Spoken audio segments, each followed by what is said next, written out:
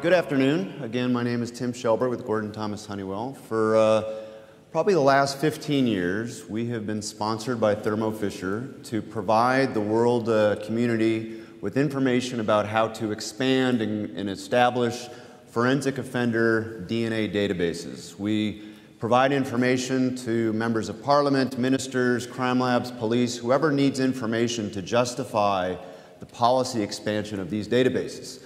So today, I'm going to talk to you about the status of these databases worldwide, where we are, what countries have moved forward, what countries are moving forward, and then talk about, as we're introduced to new technologies such as next-generation systems, rapid DNA machines, what are some of the public policy discussions that will take place as these systems start to complement the CE systems that are out there today.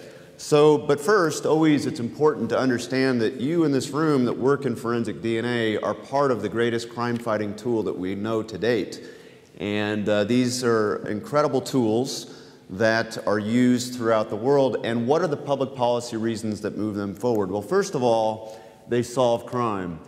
By allowing these databases to hit at extremely high rates once they're mature, perhaps even 60%, you are solving a whole lot of crime. Secondly, they prevent crime. Many studies now show how crime is reduced, and also a lot of examples of people that could have been spared being victims of crime if governments would have moved these databases forward more quickly. Third, the other public policy reason is they help exonerate by having large databases in place. You find a person quickly that's the likely person that committed that crime, and you don't interrogate an innocent suspect, arrest, and even convict, as we know occurs. And finally, there are many studies now showing the savings to government that have big, robust databases with aggressive casework against it, because you're saving in law enforcement investigative hours, and these savings, of course, wrap up the reasons why we have these databases. So, what we saw in the first 20 years, we saw the first group of countries, which we'll call the early adopters, move forward with these databases. The United Kingdom, in fact, it's the 20th anniversary this year, 2015, of the United Kingdom's database launch, which was the first in the world.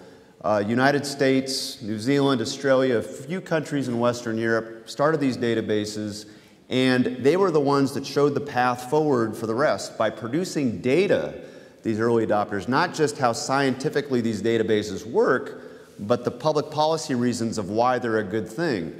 Studies, for example, out of the state of Virginia, USA, showed that 80% of all the hits would have been missed if they only collected from violent offenders. This type of data, along with the media attention that came with the establishment of these databases, drove the rest of the world forward, and which today, from this data, we saw 49 countries to date that have passed legislation to require a defined category of convicted or arrested offender to go into a national database and be searched routinely against unsolved casework. And that was the work of the early adopters to bring this data forward. And so today, here are the countries that have done this, the 49 that have implemented, not just passed legislation, but implemented that legislation throughout their country. There are 49 countries that are completely implemented, and these are the list. Of this list, there are 60 million offenders in the databases worldwide.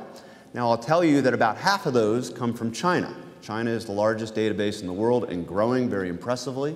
But still, we have about 15 million or 30 million outside of China, and the rest of the databases are growing because most of them are fairly new and they take a while to mature.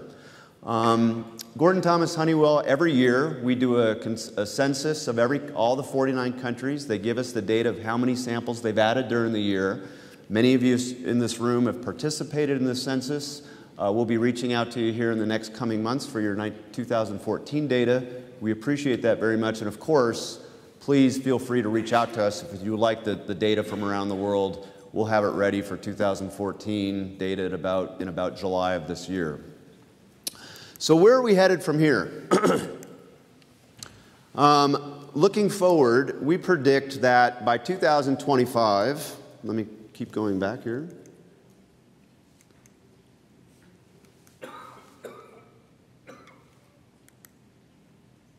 No, it needs to go back to the other map. We're apparently having problems with the clicker here. The map's showing the red. So one more. Nope, go back. Nope, forward. One more click. Okay. These are the countries that we predict based on our discussions around the world with the ministries, the members of parliament, watching legislation, our discussions within the crime labs, that would likely have passed the legislation to do databasing by 2015. And from that, based on the estimated growth rate, we predict that there'll probably be somewhere between 100 and 150 million reference samples worldwide by 2025. Now, a lot of these countries that we've listed here, these extra 30 or so, have actually taken significant steps forward. For example, Brazil passed legislation, is in an early phase of implementation, as is South Africa. Large countries like Vietnam and Thailand, each with roughly 70 million people, have started nationwide pilots. India has serious legislation before it right now. So we think that based on what we're seeing, this will be what the map looks like in that time frame. But what about beyond 2025? Click, please.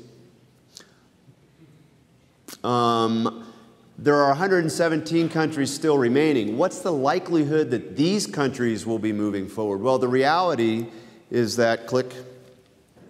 So we'll just do this manually now. So if I go like that, you click forward, that go back, okay? So the likelihood is actually not great that many of these will move forward anytime soon. A lot of these countries are the annual income is less than 5,000 USD, which means they have other issues at stake. They have clean water to think about. They have food, war and strife. The chances that criminal justice solving crime with DNA databases is high on their list is probably unlikely. However, a lot of these countries will be moving forward with things like APHIS for the first time, finger imaging systems. But I think to go beyond that, to go into a complex DNA infrastructure would probably be very difficult. But perhaps systems like next generation, or excuse me, rapid DNA devices might be a way for them to avoid having to develop complex DNA infrastructure and at least have the beginnings of a database with a very simple rapid DNA machine. So those are some thoughts to think about. Next slide, please. So the first 20 years, and probably the next 10 years at least, CE technology, STRs have been the dominant technology in play that all these policies have been based on. But the next click, the next wave of technology coming at us that will be complementary to CE is obviously next generation systems, rapid DNA machines. But as we introduce these to be complementary to the CE devices, what are some of the public policy issues that might be in play? So first, let's look at rapid DNA. And this is, of course, going faster without qualified lab personnel. A policeman is going to click a button and it will develop your full profile. The original idea of this and how it's being rolled out is in a reference sample setting. Of course, the idea is police will arrest your suspect, take them to the prison or to the police station, take their fingerprints, take their photo, and take a swab. And the idea is you have that swab tested during that 90-minute period before you release them onto the streets if, for example, they're not going to jail. And have a result whether or not they wanted for some unsolved crime. That's the idea. But what are some of the policy issues that come to play here? The only one that really comes in is that enabling laws will likely have to be changed. In the United States, most of the states, and I think internationally too, the legislation says the testing must be done by an accredited laboratory. Okay? So you're going to have to go back to your parliaments if you want this technology and probably have that law tweaked in that technical way. I don't think there's a whole lot of public policy debate there. By the time you get to that point, you've probably agreed whether or not these devices are high enough in quality to match the traditional CE devices. The only policy issue that will probably be likely in play is a turf battle between the labs and the police of whether or not you want this to move forward. So something you might have to think about. Casework with rapid DNA. A lot of people don't want to think about policemen going up to a crime scene and taking your samples and doing the test and maybe messing it up. But I got to tell you, once these devices are in their hands, it's going to be inevitable. They're going to want to do casework to some level. And I think you'll have to develop protocols that you're comfortable with. For example, maybe the protocols suggest that police only test with rapid devices nonviolent crimes. Or maybe it's only when there's a whole pile of DNA there that you know that if they mess it up, you have the ability to use other types or run the test through a traditional lab. The biggest thing rapid DNA will do, I believe, is bring ownership to law enforcement. By putting DNA in their hands, you're going to show them they're going to be able to experiment more, start to finally understand the value of their casework against the database and how many hits can happen. And we saw this with APHIS. Fingerprints began in the late 1800s. Police always owned fingerprints, and as soon as those APHIS devices were created in the 1980s, every police department in the world wanted one. We didn't quite see that with DNA, and I think the reason is the scientists owned DNA and police didn't. But now with rapid DNA in the future, perhaps that brings them some more ownership and maybe some more awareness and finally starting to push casework through the system at a more higher rate. Not just through rapid, of course, mostly through CE, traditional CE devices. So now let's take a look at some of the applications that are going to come from rapid that may not have been as easy as under the traditional devices. Bruce Bedoli talked yesterday about missing persons. Of course, that's an application. Military, it's my understanding that these devices are mostly sold right now, prior to getting into law enforcement markets. In the military, obviously the reason for that is these are in battlefields where you can't bring out a traditional system. Border control detainee will likely be a system. Take, for example, the Mexican border in the United States, one of the most porous borders in the world. The idea was they passed a law about 10 years ago to require when they come in and they catch somebody that's not supposed to be there, they take them and they're supposed to put them back over the border after getting their information. They passed a law requiring DNA, but they've never implemented it because it's too complex to do it, because they can't put the labs out in the fields there. They've talked about rapid DNA in that context. Another application is immigration, of course, refugee processing. You got 10,000 people or more coming at you into a country. They have little documentation, if any. You may want their DNA quickly in order to see if they're on some watch list or if they end up deceased, to be able to identify them once they're in country. We can see this probably taking place. And finally, I mentioned perhaps rapid DNA might be an application for countries that can't afford to move forward to build an infrastructure of traditional DNA labs. So now let's take a look at next generation systems. The biggest public policy impact with next generation systems is casework. How deep are you going to look? Because right now under traditional systems you don't look very deep, STRs.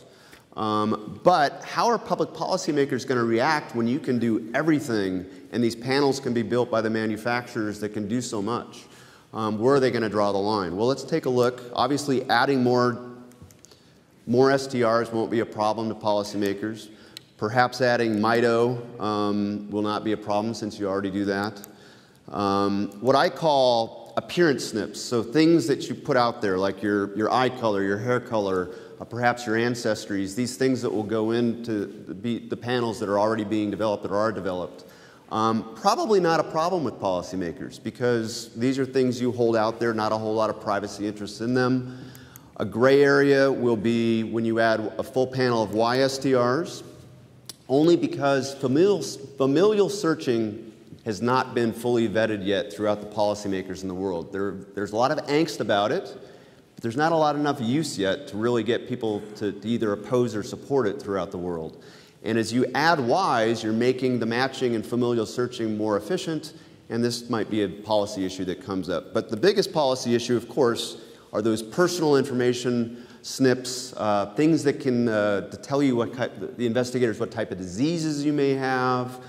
I predict that there'll be a lot of public policy discussion once the policymakers start to figure out how this might work and if people do indeed start using it. An example, I suppose, is if you come to a crime scene and you have no matches in the database and you really want to get at this crime and you say, well, let's take a look at, are they insulin dependent? Do they have sickle cell anemia?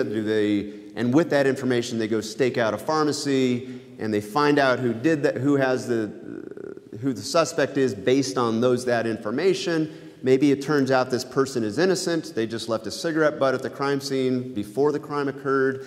And all of a sudden, the government, law enforcement in particular, has this information about you. And what if that individual is actually innocent or doesn't know they have the disease? What's then the government's duty to tell them?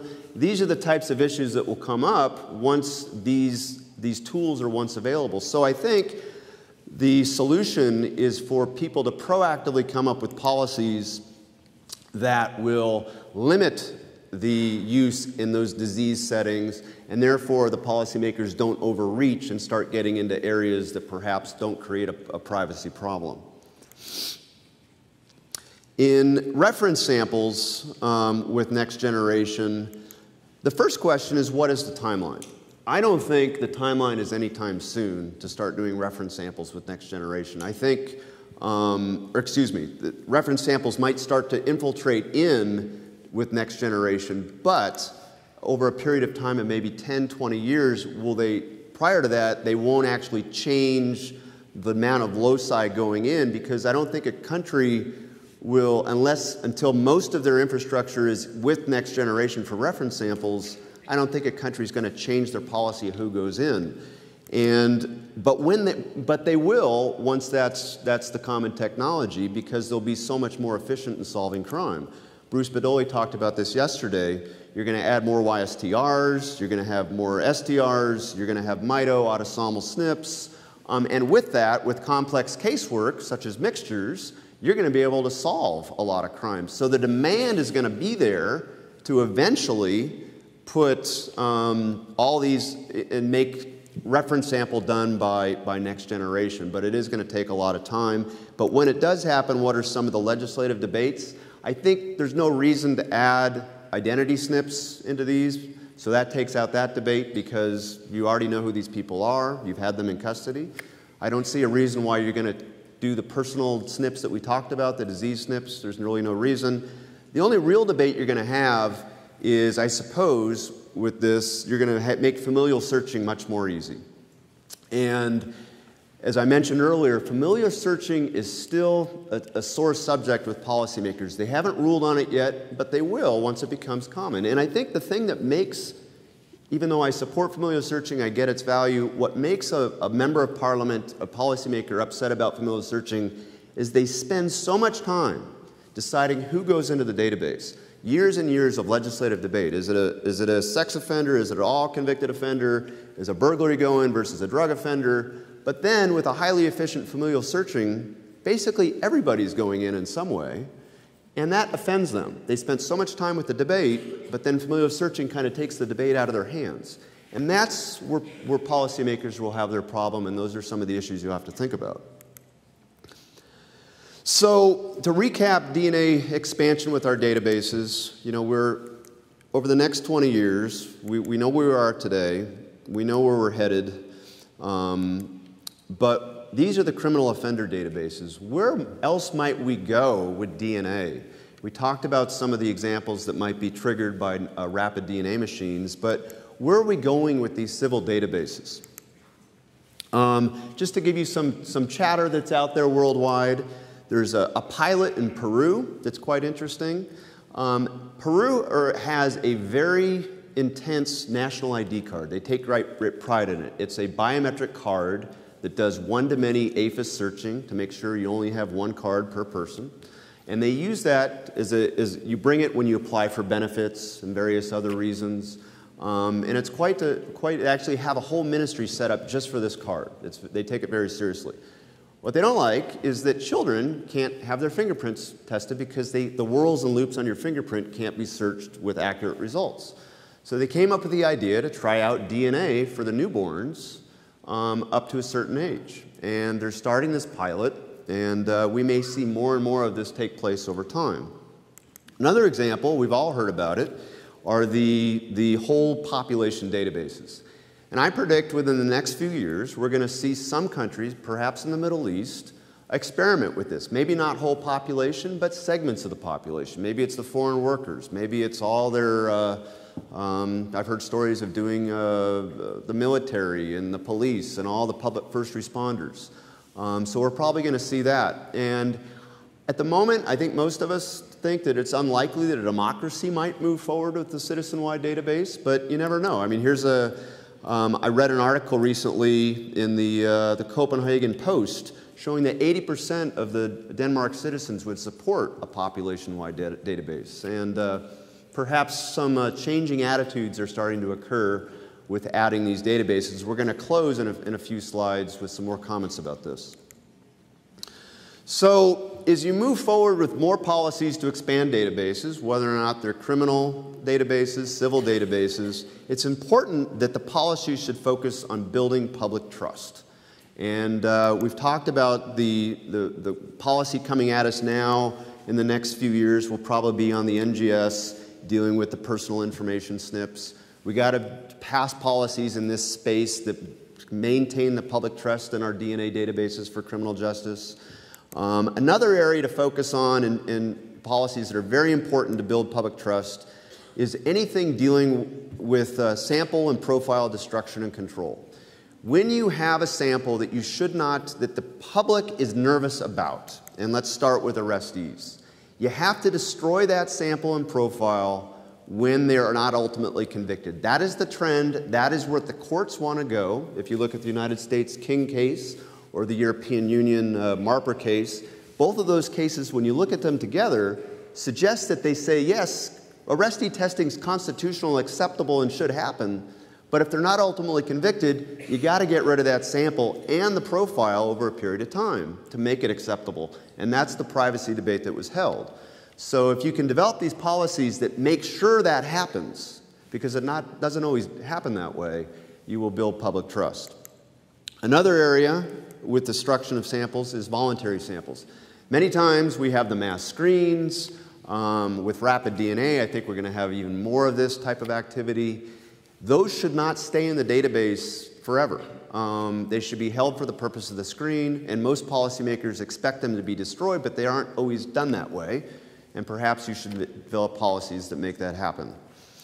And finally, on this destruction idea is the innocent suspects. We have a lot of cases that, in casework, that go into the database under an unsolved case. They figure out who did it, but then this person may be innocent, but they're never taken out. So they're actually in the database indefinitely. When policymakers find this out, they get upset. Again, policies should be developed to remove them for the purpose of building public trust. Paternity sensitivities are very important, especially in the civil context. Policies should be developed to make sure that we're not informing family members of their paternity or lack thereof and creating problems. And also, I mentioned that familial searching policies need to be based in familial searching that can allow us to be to trust that system. Because again, familial searching brings us many great cases. A very huge case in California happened with familial searching, big serial case. I know there's all over the world, but if you want to use it, we have to come up with a procedure and a process that builds that trust. So, it's kind of ironic that we're talking about all these public policies related to the DNA databases for HID, but a unique twist on this is what's going to happen over the next 20 years related to personalized medicine, and what's going to be the impact on these HID-related databases. Well, when you look at personalized medicine, you have so many huge public policy issues that are in play. In 20 years, I think people that follow personalized medicine, most of us in this room, will voluntarily hand over our whole genome to many different people to protect us and our families from disease. Doctors will have access, health systems, research institutions, big data companies, and I think when the whole question of privacy with DNA and databases and all that is going to switch out of HID and be focused on personalized medicine. Because the issues are so intense there. And it's funny because I think when we look back at what all the debate with criminal justice DNA databases, you're going to realize it's a very limited set of markers that really does very little. with very limited government agencies involved. And I think those arguments, those policy and privacy issues will be commoditized and actually become quite small. And most of our energy is going to be over on the healthcare side. So, as I said, a very unique twist to this debate.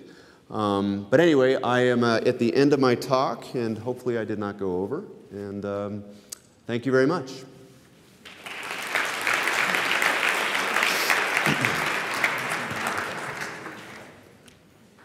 Right, so this was the last talk before lunch. Any questions for Tim?